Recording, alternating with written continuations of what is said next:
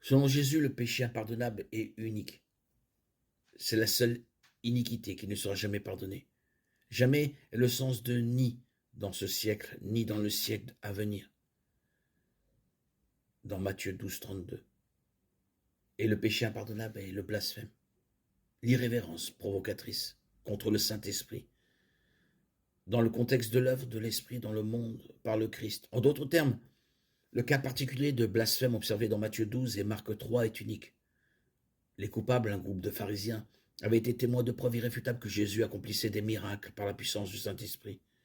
Mais ils prétendaient qu'il était possédé par le prince des démons, Belzéboul, Matthieu 12, 24, Marc 3, 30. Le blasphème contre le Saint-Esprit, bien que spécifique à la situation des pharisiens, ne peut pas être reproduit aujourd'hui. Jésus-Christ n'est pas sur terre et personne ne peut voir Jésus accomplir un miracle et attribuer ensuite ce pouvoir à Satan au lieu de l'Esprit.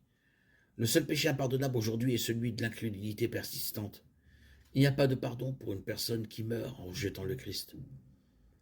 Le Saint-Esprit est à l'œuvre dans le monde, convainquant les non-sauvés de péché, de justice et de jugement.